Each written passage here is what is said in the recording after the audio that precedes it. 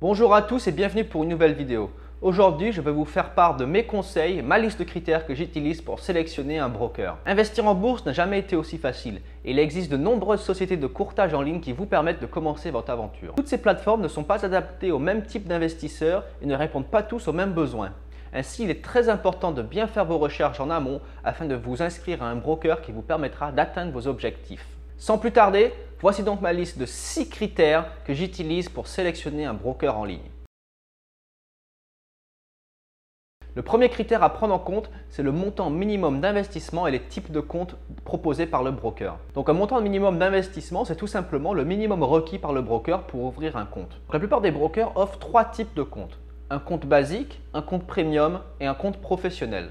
Un compte basique est le plus souvent gratuit et ne requiert aucun minimum d'investissement pour s'inscrire, ou alors un minimum d'investissement très faible en général de moins de 1000 $. Un compte basique vous donne accès donc vous pouvez acheter les produits les plus basiques comme les actions, des obligations et des ETF, mais voilà, vous n'avez pas accès à beaucoup plus de services que cela. Vous pouvez acheter et vendre les produits de base. Un compte premium, quant à lui, donne accès à un panel de services beaucoup plus large. Vous pouvez acheter des produits sophistiqués comme des options, des warrants, vous pouvez faire de la vente à découverte. Vous avez souvent accès à une plateforme de trading plus sophistiquée. Vous avez accès à des meilleurs spreads.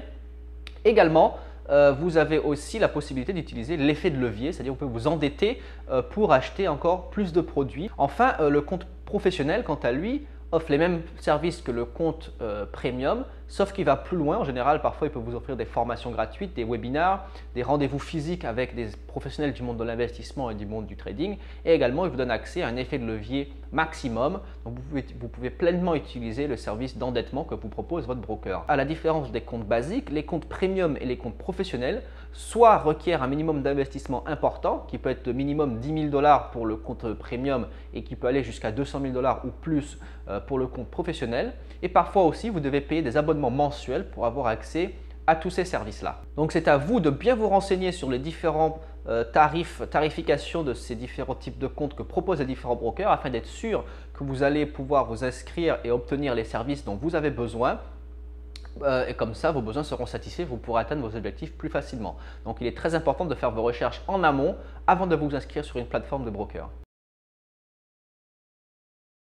Le deuxième critère important à prendre en compte, ce sont les produits disponibles et les marchés disponibles. Donc, qu'est-ce que j'entends par produits disponibles? Tout simplement les différents produits auxquels vous aurez accès et que vous pourrez acheter sur cette plateforme. Donc, pratiquement toutes les plateformes offrent les produits qu'on appelle de base, donc les actions, les obligations et les ETF. Mais par contre, toutes les plateformes n'offrent pas des produits plus sophistiqués comme les options, les warrants, la vente à découverte ou encore les crypto-monnaies ou le marché du forex, le marché des futurs ou le marché des matières premières. Donc, si vous souhaitez investir sur tous ces différents types de produits, vous devez bien choisir un broker qui vous permet de le faire. Donc, moi, j'avais fait l'erreur quand je commençais dans l'investissement. Je m'étais inscrit sur une des premières plateformes de broker que j'avais trouvées et à mon grand désarroi, je me suis rendu compte en fait, ils ne proposaient pas beaucoup de produits qu'on va dire exotiques. Donc, je ne pouvais pas investir en crypto-monnaie, je ne pouvais pas investir dans le forex. Très naturellement, j'ai dû choisir un autre broker qui me permettait de le faire. C'est très important d'être sûr lorsque vous vous inscrivez chez votre broker que vous allez pouvoir acheter les produits que vous voulez. Donc, le deuxième critère à prendre en compte dans cette partie, ce sont les marchés disponibles. Qu'est-ce que j'entends par marché disponible? Tout simplement les bourses auxquelles vous avez accès. Normalement, les brokers européens vous donnent accès aux bourses françaises et américaines. Ce sont les plus populaires, également d'autres bourses européennes comme la bourse d'Allemagne ou la bourse d'Angleterre. Mais par contre, ils ne vous donneront pas tous l'opportunité d'investir sur les bourses un peu plus exotiques. Donc, les marchés, par exemple, ça peut être la bourse de Hong Kong ou la bourse du Japon, la bourse du Canada, la bourse du Mexique, ou la bourse même brésilienne pour ceux qui s'intéressent, la bourse australienne. Donc, pour avoir accès à ces marchés-là, il faudra aller chez un broker qui les propose. Et encore une fois, ce ne sont pas tous les brokers qui vont vous proposer de pouvoir acheter des actions sur ces marchés-là. À vous, encore une fois, de bien vous renseigner pour être sûr que vous vous inscrivez chez un broker qui vous permet d'investir là où vous voulez. Un autre point important à prendre en compte, c'est que malgré le fait que vous ayez accès à tous ces différents marchés, cela ne veut pas forcément dire que vous aurez accès à toutes les actions qui sont disponibles à l'échange sur ces marchés-là. Par exemple, moi, je m'étais inscrit chez un broker parce que je voulais investir sur le marché américain.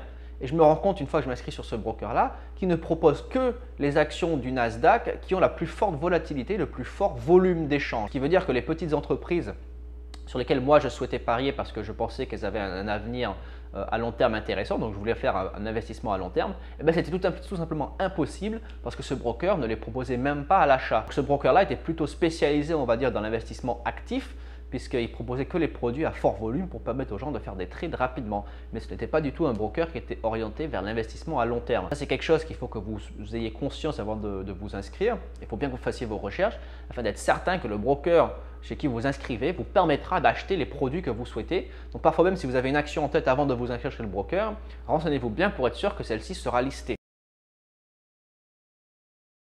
Le troisième point très important lorsqu'il faut s'inscrire chez un broker, c'est un des points les plus importants, c'est bien évidemment la politique tarifaire du broker. Donc le plus communément, lorsqu'on parle de frais, on pense le plus souvent aux frais de commission, c'est-à-dire le prix que ça coûte pour acheter une action et la commission prélevée pour vendre une action. Avec l'émergence des brokers en ligne, les différents brokers se font une concurrence rude, donc en réalité les frais ont tendance à baisser. Et de nos jours, beaucoup de brokers offrent des frais très faibles, voire nuls pour certains. Certains brokers ne prélèvent aucun frais de commission sur certains produits. Par contre, certains autres brokers continuent de prélever des frais de commission, et cela pour différentes raisons. Premièrement, lorsque vous voyez qu'un broker vous propose des frais zéro, donc des frais de commission à 0%, lisez bien la petite astérix et le petit texte qui vient en dessous. Certains brokers en fait vous disent qu'ils prennent 0 frais de commission à partir d'un certain volume de transactions. Il y a un broker en particulier qui lui par exemple il dit qu'il prélève 0% de frais de commission à partir de 100 000 € de volume de transactions mensuelles. Donc c'est-à-dire qu'il faut acheter et vendre pour 100 000 € d'actions tous les mois afin de bénéficier du 0% de frais de commission. Si vous êtes en dessous de ce seuil de transactions, eh bien vous payerez des frais de commission et celles-ci parfois sont assez élevées. Donc si vous lisez simplement le texte « Ah, 0% de frais de commission, génial !» vous vous inscrivez sur ce site et vous commencez à faire des achats et des ventes et vous vous rendez compte que vous payez des frais de commission, eh bien vous serez très déçu et votre portefeuille également parce que vous verrez que vous payez des frais de commission élevés parce que vous n'avez simplement pas lu les petits textes qui étaient en dessous de l'astérix. Ensuite, beaucoup de brokers proposent des frais très faibles, donc ils prélèvent quand même des frais parce que ce sont également des entreprises qui ont besoin d'avoir une certaine rentabilité et d'investir dans leur propre plateforme. Donc bien évidemment, ils vont prélever certains frais. Il y a d'autres brokers qui, eux, prélèvent des frais beaucoup plus importants.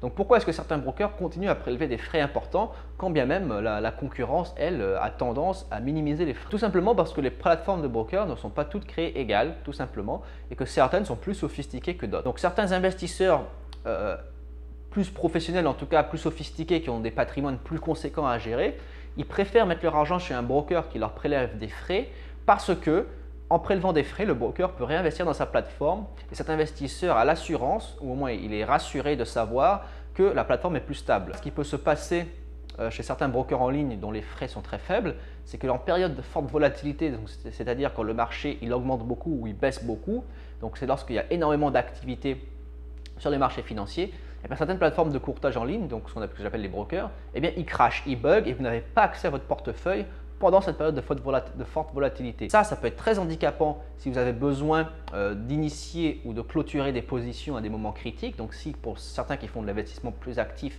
ils ont besoin d'acheter et vendre à certains moments, et donc lorsque le prix commence à flamber ou à baisser, ils ont besoin rapidement d'acheter ou de vendre une action. Si la plateforme crash et que vous n'y avez pas accès, ce sera tout simplement impossible. Donc moi par exemple, j'étais inscrit sur une plateforme de broker qui avait des très faibles frais de commission.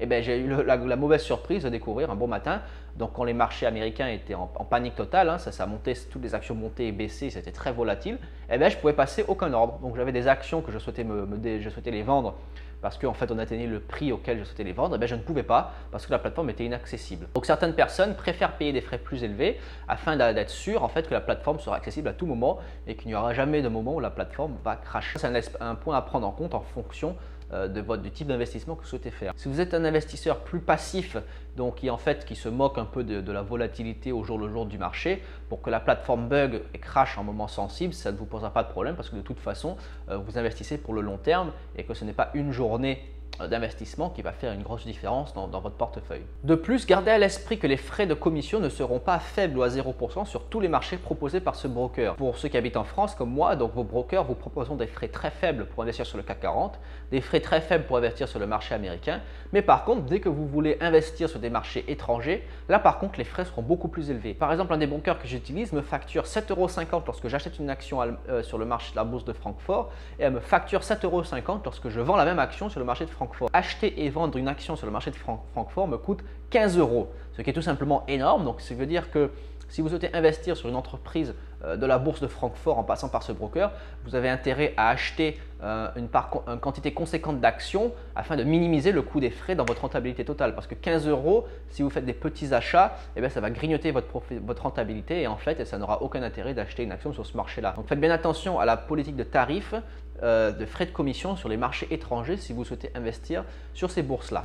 Donc renseignez-vous bien sur la politique tarifaire de votre broker pour acheter et vendre des actions sur les marchés étrangers. Donc enfin, comment ces plateformes de courtage gagnent-elles de l'argent si les frais de commission sont si faibles? Tout simplement parce que tous les services annexes, eux, sont facturés plein pot. Lorsqu'on s'inscrit chez un broker, on ne réfléchit pas souvent aux différents cas de figure qui peuvent survenir. Mais le broker, lui, il y a réfléchi. C'est pourquoi dans sa politique tarifaire, il inclut une tarification précise pour certains services. Voici certaines opérations que le broker peut vous facturer. Par exemple, si vous faites un dépôt d'argent avec votre carte bancaire, eh bien, le broker peut vous prélever une commission en fait, de service pour déposer de l'argent via votre compte bancaire, via votre carte ou via un compte PayPal. Le broker peut également vous facturer des frais si par exemple vous transférez des actifs d'un différent broker vers ce broker-là, il peut vous facturer cette transaction. Si vous transmettez vos actifs du broker en question vers un autre broker, il peut vous facturer cette opération également.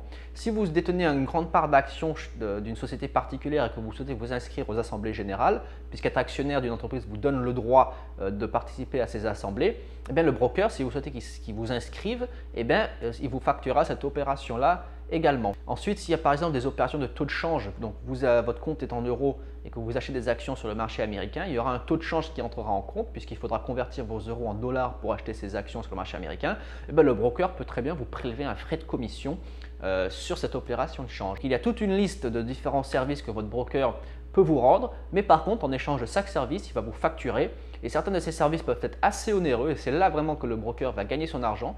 Et comme je l'ai dit, c'est quelque chose auquel on ne pense pas souvent lorsqu'on s'inscrit pour la première fois chez un broker. Mais au fil du temps que vous serez emmené lors de votre parcours d'investisseur, vous vous rendrez compte que de temps en temps, vous aurez besoin d'un petit service particulier. Et lorsque cela arrivera, le broker va vous annoncer son prix. Vous serez très surpris du prix parce que ce n'était pas quelque chose que vous avez prévu dans votre budget.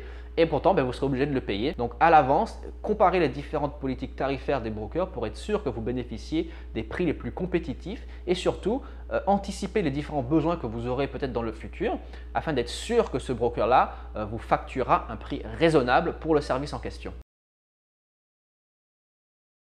Le quatrième point très important à prendre en compte lorsque vous allez choisir votre broker, c'est la politique de sécurité. Qu'est-ce que j'entends par la politique de sécurité? Je fais référence à ce qu'on appelle la ségrégation d'actifs, c'est-à-dire d'être sûr du fait que votre broker garde vos titres sur un compte séparé du compte de son entreprise. La plupart des brokers utilisent ce qu'on appelle une entité dépositaire distincte. C'est-à-dire que tous vos actifs seront détenus en votre nom sur une plateforme séparée de celle du broker. Gardez à l'esprit que les brokers, ce sont des entreprises, donc des entreprises privées qui ont également des dettes, des soucis de rentabilité.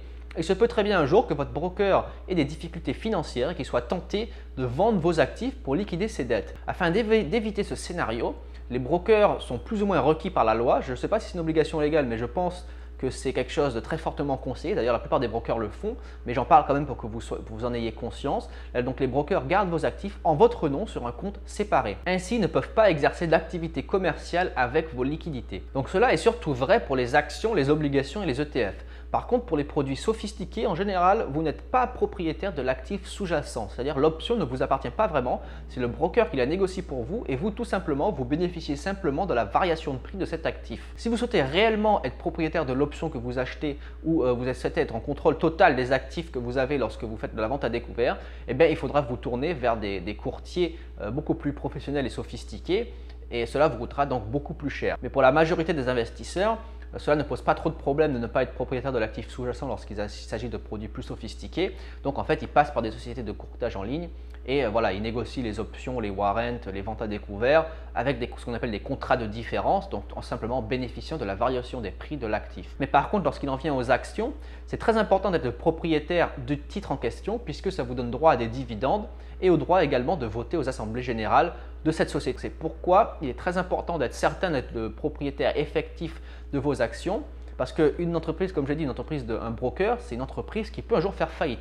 Et si cela arrive, vous voulez être certain que vous conservez la pleine propriété des différents titres que vous avez négociés chez ce broker. Si ce n'est pas le cas, eh bien le broker il fera faillite et vos actifs qui seront détenus en son nom seront liquidés et vous perdrez tout. Donc il est très important de vous assurer avant de vous inscrire chez un broker que celui-ci pratique la ségrégation d'actifs. Comme j'ai dit, la majorité d'entre eux le font pour les actions, les obligations, les ETF.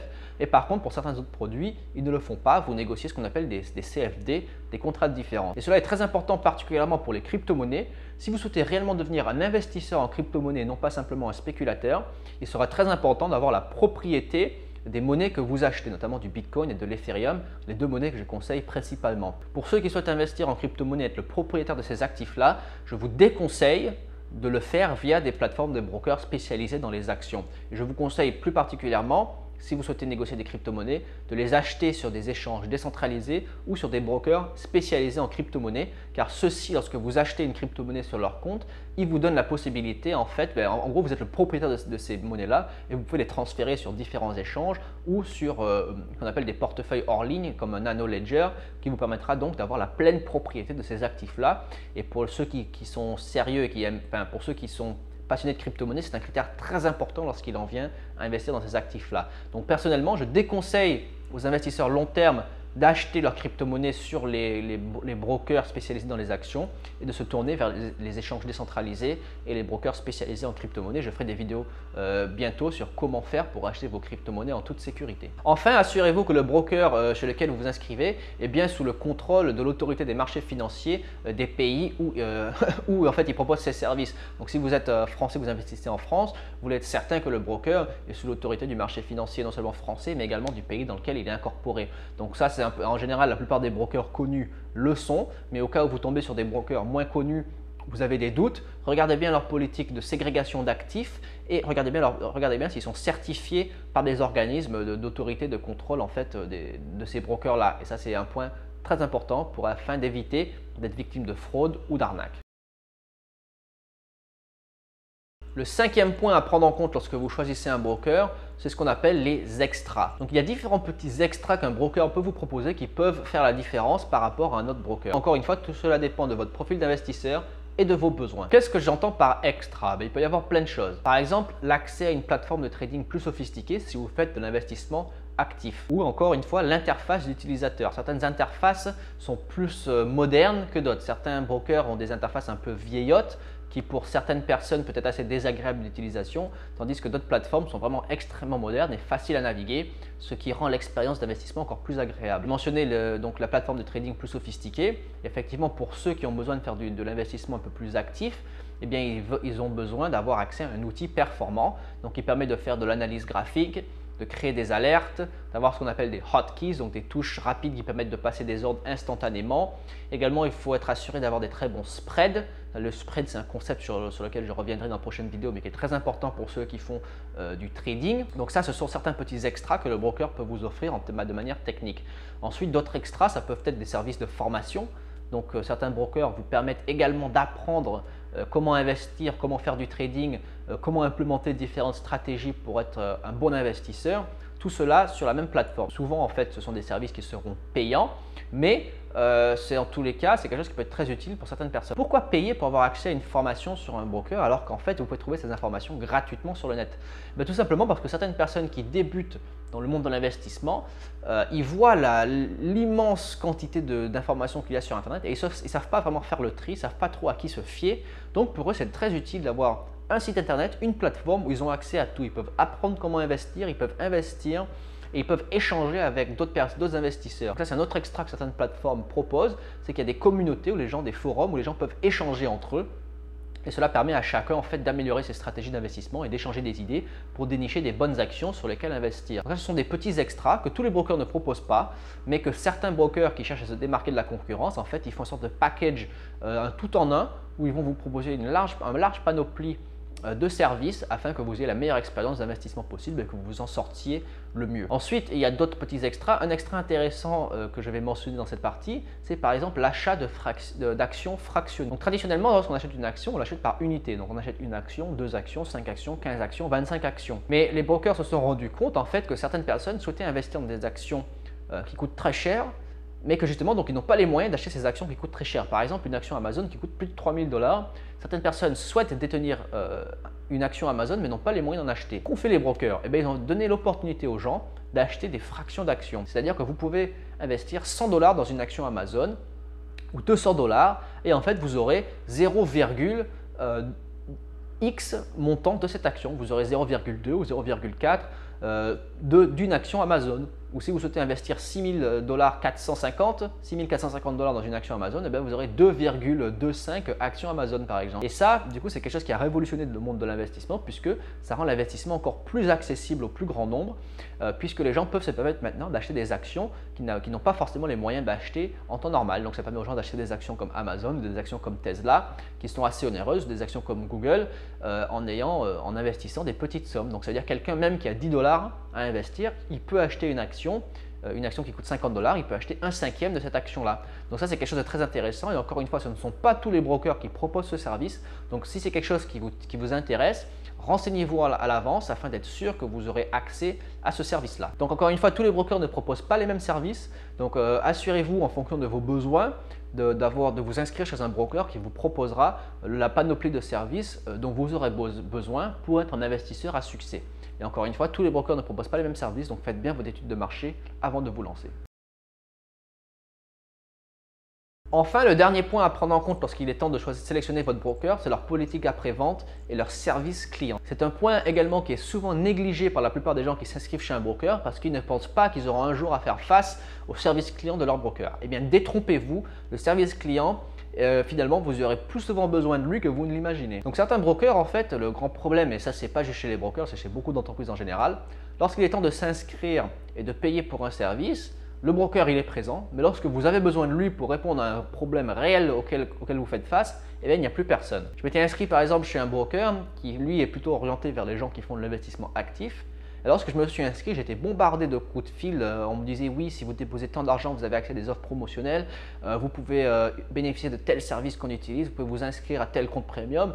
Et en fait, c'était des vendeurs assez agressifs qui certainement devaient être commissionnés sur les produits qu'ils me vendaient. Donc du coup, ils m'appelaient, ils m'envoyaient des emails et c'était un peu trop pour moi. Enfin, à vrai dire, tout cela ne m'intéressait pas, je voulais simplement ouvrir un compte et faire quelques achats. Et par contre, le jour où je leur envoyais des emails, ça a été très compliqué de les joindre. Et en fait, des fois, j'attendais 3-4 jours pour avoir une réponse à une question qui était assez urgente.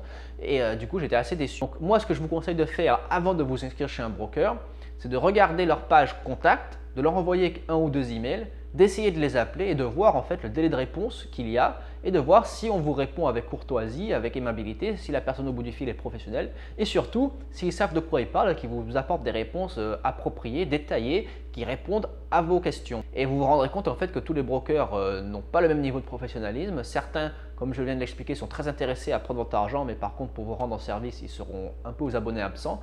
Donc ça ne vous fait pas de mal avant de vous inscrire d'essayer de contacter le broker, lui poser quelques questions et de voir comment il répond, comment vous êtes reçu. Donc ça, c'est un point, je pense, auquel les gens ne prêtent pas suffisamment attention et pour moi, c'est primordial. Quand je sélectionne un broker, je le contacte en avance afin de voir la qualité de service que j'ai parce que le plus souvent, enfin moi j'estime que la qualité du service client est souvent corrélée avec la qualité de la plateforme en question. Donc si le service client est mauvais, en général la plateforme ne sera pas très bien parce que les entreprises ont intérêt à être orientées vers le client et répondre aux attentes du client parce qu'il y a une telle compétition aujourd'hui dans le monde du broker et de l'investissement, même dans le monde de l'entreprise en général, qu'il faut absolument avoir un service client de qualité pour retenir vos clients et cela après déteint sur l'ensemble de la politique commerciale de l'entreprise et donc vous bénéficierez d'un service de qualité global. Donc encore une fois, étudiez bien le service après-vente et le service client du broker chez lequel vous souhaitez vous inscrire afin d'être sûr que celui-ci sera attentif à vos besoins et à vos questions. Voilà pour la vidéo d'aujourd'hui. J'espère que ces 6 différents critères vous aideront à sélectionner un broker qui vous aidera à atteindre vos objectifs d'investissement. Merci d'avoir écouté cette vidéo. N'oubliez pas de laisser un like pour m'aider à battre l'algorithme YouTube. Abonnez-vous à cette chaîne pour être informé des futures publications. Laissez un commentaire pour démarrer une discussion. Dites-moi, est-ce que vous pensez que j'ai suffisamment de critères dans ma liste? Qu'est-ce que vous rajouteriez? Qu'est-ce que vous enlèveriez? Quels points pensez-vous qu'on peut développer? Donc n'hésitez pas à laisser des commentaires pour qu'on puisse engager une discussion. Et rappelez-vous donc encore une fois, je vais simplement résumer ce que je disais dans la vidéo, c'est qu'il faut être très attentif à la plateforme sur laquelle vous vous inscrivez puisque toutes les plateformes ne sont pas destinées au même type d'investisseurs ni au même type d'investissement. Certaines plateformes sont plus consacrées aux investisseurs passifs, d'autres sont plus consacrées aux investisseurs actifs. Certaines plateformes ont des frais très faibles pour être accessibles au plus grand nombre, mais ce sont des plateformes qui ne seront pas forcément très stables ou alors qui peuvent avoir des problèmes de bugs lorsqu'il y a des périodes de forte volatilité dans le marché, tandis que d'autres plateformes prennent des frais plus importants parce qu'elles sont destinées à des investisseurs plus sophistiqués qui du coup souhaitent bénéficier d'une plateforme plus stable. Certaines autres plateformes proposent un large panel de services afin que vous ayez tout ce dont vous ayez besoin sur une seule plateforme, tandis que d'autres en fait se consacrent simplement, vous offrent simplement la possibilité d'acheter et de vendre des produits. Certaines plateformes vous offrent un large panel de produits et de marchés sur lesquels vous pouvez investir, tandis que d'autres se focalisent sur certains marchés et certains produits simplement. Faites bien votre étude de marché et dans des prochaines vidéos, je vais comparer différents brokers que j'utilise. Je vous montrerai comment faire pour ouvrir un compte chez un broker. Et comme ça, vous pouvez commencer votre aventure en toute sérénité. Mais voilà, sachez que choisir un broker, c'est plus que simplement rentrer ces informations et commencer à acheter. Il y a beaucoup de points à prendre en compte. Et j'espère que cette vidéo vous aura été utile. Et je vous dis donc à la prochaine fois et merci encore d'avoir écouté ma vidéo.